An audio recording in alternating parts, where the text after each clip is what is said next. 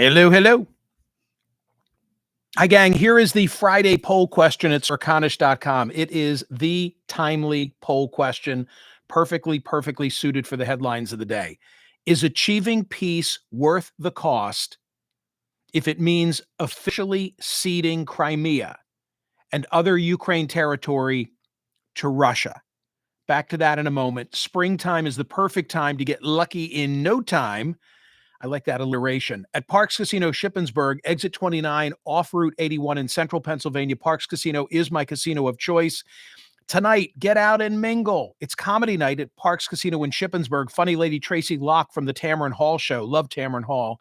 Headlines Friday with special guest Cisco Hernandez. That's 8 p.m. The show is free. And then tomorrow night, live music in the side pocket. The duo Stephanie Rhodes and That Guy take the stage. Parks Casino Shippensburg celebrating military veterans every Monday. Just show your military veteran ID and get a free hot dog lunch with chips and a soda as a thank you from Parks Casino in Shippensburg. Every Tuesday, it's the Parks Casino 50% golden discount. So take my recommendation. Check out all the action, entertainment, and excitement that they have to offer. I think some inclement weather in the Northeast this weekend. Perfect chance to go to Parks Casino in Shippensburg. Smoke-free, 500 state-of-the-art slot machines, 48 live dealer electronic table games, and just a lot of fun and mingling opportunities. Visit parkscasino.com. Got to be 21. Gambling problem? Call 1-800-GAMBLER. Okay, here's the Thursday result from the Smerconish.com daily poll question with a hat tip to Bob Crawford for so ably holding down the fort in my absence yesterday. Which is more likely? Tesla recovers its brand loyalty among progressives, or conservatives embrace electric vehicles? And no, you couldn't say neither. I was forcing you to pick one or the other. 64.61% of 31,521 who voted said more likely is that conservatives embrace electric vehicles. I agree that that's the more likely of the two. I was in the majority on the poll question. I think it's highly unlikely, just given, well, two reasons actually. Just given how affronted, if that's the right word, progressives feel about Elon Musk because of his Doge activities. I just think it's highly unlikely that they're ever coming back. A, for political reasons, and B, as I'll get to in a moment, just because there's so much competition. I mean, Tesla was on the vanguard, had that playing field to itself for a long time, but that's no longer the case. Why did I ask that question yesterday? Because Musk is saying that by late May, he'll be largely out of the White House. This comes at a time when I'm looking at a headline from the Wall Street Journal. Tesla profit sinks, hurt by backlash over Elon Musk's political role. The electric vehicles net income fell 71%. So they're really struggling, and I think they're struggling for a variety of reasons. Patrick George wrote a piece. He's the editor of Inside EVs, and he wrote a piece for The Atlantic that caught my eye that I quoted yesterday in the setup, and just one paragraph, if you'll indulge me. If Tesla's future rests on left-leaning EV fans forgiving Musk for backing Trump, boosting the AfD party in Germany, and gleefully putting hundreds of thousands of federal employees out of work, then Musk may find himself longing for the days when his biggest problem was building a wild-looking stainless steel truck. I agree. And I went through the data yesterday about, who drives what. It's a lot of fun stuff. The top Republican vehicles: Jeep Wrangler, Jeep Gladiator, Chevy Silverado 1500, Ford F-150. The top Democratic vehicles, or vehicles preferred by Democrats: the Toyota Prius, the Audi A4, the Kia EV6, the Acura TL, and the Jeep Commander. It seems like everybody loves Jeeps, and Tesla is favored by more Dems. Just another illustration of the complexity of the EV marketplace. I've told everybody recently on radio and in my personal orbit just how blown away I was by traveling in a Waymo in Phoenix. I mean, it was just mind-blowing, just absolutely mind-blowing. Although I've got the full driving capability on my Tesla, and I pretty much can do the same things. But to get in the back seat, because you can do that, of a vehicle with no driver and just be dropped off at your destination is just so Jetson like. Dateline San Francisco yesterday from Reuters, Alphabet, that's Google's parent, their Waymo self-driving taxis may soon be available for people to own in the future. So Sundar Pichai, the CEO, said yesterday, just as electric vehicle maker Tesla gears up to roll out its robo-taxis in the United States. I wonder if our going on 4-year-old grandson is going to have a driving experience like I've had and like you've had for all of our lives. Because this is the future. Having ridden in the Waymo and seeing what my own car is capable of doing. Anyway, to yesterday's point, people say that Musk is not going to win progressives back and his only shot is with conservatives. And I'm dubious as to whether conservatives are going to embrace electric vehicles generally. The Friday poll question, let's get to it. The Friday poll question: is achieving peace worth the cost if it means officially ceding Crimea and other Ukraine territory to Russia? In the newsletter today, at a time when I was reading in last night and early this morning, it was the number one story at the Washington Post, written by Aaron Blake, who has been a frequent guest on the program. He asks, are things falling apart for Trump? And he begins his piece by saying, about 100 days in, the signs are almost uniformly negative for the second-term Trump project.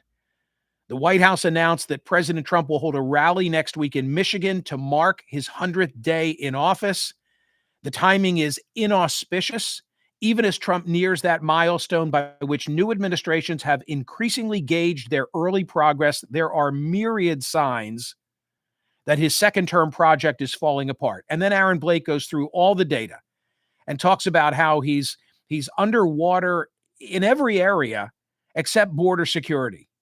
And then further along in the piece, he said, also this week, Trump's promised end to the war in Ukraine, something he said would accomplish on day one, looks as distant as ever. Ukraine flatly rejected a proposed Trump administration deal that the administration has cast as its final offer. Russia, meanwhile, just launched a massive strike on Kyiv. On Thursday, Trump deployed a tactic he almost never does, actually criticizing Russian President Vladimir Putin. And I'm sure by now you're aware of the whole Vladimir stop, all caps. And the news today on this Friday is that at least 12 people were killed, 90 others wounded, following a Russian missile and drone barrage on the Ukrainian capital of Kyiv, the deadliest attack on the city since last summer. And I'm looking at the front page of the New York Post today with an absolutely grisly image. Words weren't enough. A brutal overnight barrage by Russian missiles and drones on Kyiv left 12 dead and 100 injured, the latest demonstration that Russian leader Vladimir Putin is completely ignoring Trump's entreaties for peace. So now you've got Trump talking and J.D. Vance talking about a willingness to cede, to give up the sort of fiction, because that's what it's become, that there's this fight to take Crimea back. And that's what raises today's poll question at Smerconish.com. From CNN's coverage, some U.S. allies are highly alarmed by the framework the Trump administration is pushing to end the Ukraine war, and Europeans are bracing for the outcome of another round of high-level talks between the U.S. and Russia, according to multiple diplomatic sources. The administration's framework, presented in Paris last week, proposes significant sacrifices from Kyiv, including U.S. recognition of Crimea as Russian territory and Ukraine ceding large swaths of territory to Russia, Vice President J.D. Vance on Wednesday called to, quote, freeze the territorial lines at some level close to where they are today. Look, Pete Hegseth, in like day one or day two as Secretary of Defense, told us this was what they were going to do. Asked what concessions Russia was offering on Thursday, yesterday, President Trump said, stopping the war, suggesting that not taking the whole country of Ukraine is a pretty big concession on the part of Russia. Left undeterred, Trump is saying they could have it all. And without our support, maybe they would have. Multiple allied diplomats said they're rattled by the Trump administration and what it's proposing because they believe such a framework would send a dangerous message to Putin and other world leaders, including Xi Jinping, that illegal conquest could be rewarded. I mean, you know who should be nervous about this? The folks who are citizens of Taiwan. An Eastern European diplomat told CNN, this is about the fundamental principles of international law. This is very much about our own existence and the weakening of any safeguards that my or other countries have for our own independence.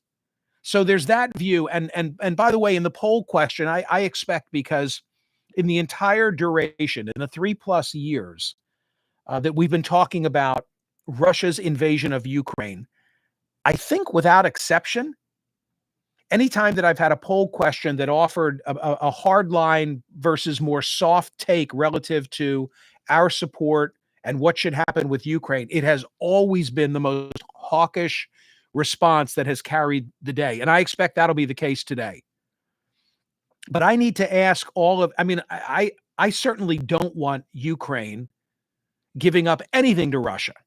I mean, that's my visceral reaction. That's my gut reaction as well. But then if you say to me, okay, what's the alternative?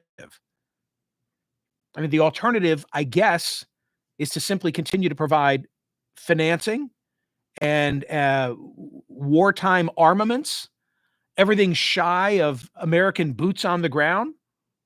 And the death is just going to, and destruction is just going to continue and continue and continue without end. And as I feel with regard to Xi, when it comes to tariffs, I believe with regard to Putin, with regard to Ukraine, they have more patience. They have more resolve. They are playing long ball. So therefore, do you say giving up Crimea, which Ukraine's not going to be able to win back on a battlefield shy of NATO direct involvement, and we're not for that, are we? What's the alternative? I mean, to everybody who is voting no on the question, is achieving peace worth the cost if it means officially ceding Crimea and other Ukraine territory to Russia, then I ask, what is the plan? What is the plan? The New York Times coverage on this today. During President Trump's first term, Ukraine worried that Trump might recognize Russian control over Crimea, the Ukrainian peninsula that Moscow forcibly seized in early 2014. As a candidate, Trump said that he would take a look at the matter, even though the Obama administration and America's Western allies had rejected Russia's annexation of the strategic territory. Trump even mused that the people of Crimea, from what I've heard, would rather be with Russia. And then the story goes on to say, but he never followed through and even doubled down against Moscow. In 2018, Secretary of State Mike Pompeo, meaning Trump's first administration, one of his secretaries of state, issued an official Crimea declaration pledging that the non-recognition policy would remain until Ukraine's territorial integrity is restored. But now, in his effort to negotiate an end to the war between Russia and Ukraine, Trump is prepared to walk away from that declaration and more than a decade of American policy. And the story then goes on to share much of the background that I've already presented. It also includes President Zelensky, and others saying this is a total non-starter. On Wednesday, President Volodymyr Zelensky ruled out the possibility, saying that it would violate his country's constitution. There is nothing to talk about. It is our land, the land of the Ukrainian people. But for some, Trump's position may simply acknowledge the facts on the ground. 11 years ago, Russian forces responded to a pro-Western revolution in Kyiv by taking over Crimea and staging a referendum there, widely denounced as illegitimate. Since then, Moscow has only entrenched its control. It has built up its military presence, forced out residents opposed to its rule, and even constructed a grand bridge connecting Crimea to mainland Russia.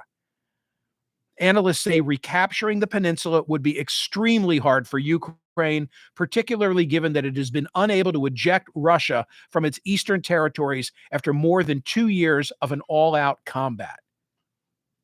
So maybe it is the worst possible outcome. J.D. Vance is freezing the boundaries where they are, ceding Crimea, the worst possible outcome, except for all the others. Putin's not giving it up. Sevastopol is that port city where the Russia Black Sea Fleet is now based. It is a major strategic asset. It was the scene of epic battles in World War II and the Crimean War and other wars that I don't remember or can't articulate. They're not giving it up. So if we say this is then what do we do? What do we do? Do we just, I'm looking at the New York Post. Do we just continue? I don't know. I don't know what the answer is. I'm not happy about it, but maybe it's in the best term interest of Ukraine as well as the United States to cut the losses. That is the poll question of the day today at Smerconish.com. Go cast your ballot. Is achieving peace worth the cost if it means officially ceding Crimea and other Ukraine territory to Russia? I can't help but think, what would be the position of those embracing of, the MAGA view of the world if it had been Joe Biden who proposed this? Something tells me that everybody'd be switching jersey and that this would be fealty and weakness in the face of Putin. Is achieving peace worth the cost if it means officially ceding Crimea and other Ukraine territory to Russia? Go to Smerconish.com right now and cast your vote. Thank you, gang. Please like and subscribe. We just passed 60,000 YouTube subscribers. I can't say the word, but I can offer my thanks and appreciation. So like and subscribe if you're not already a subscriber. Turn somebody else onto it. Share one of the videos and set yourself up for notifications. Thanks. See you, everybody.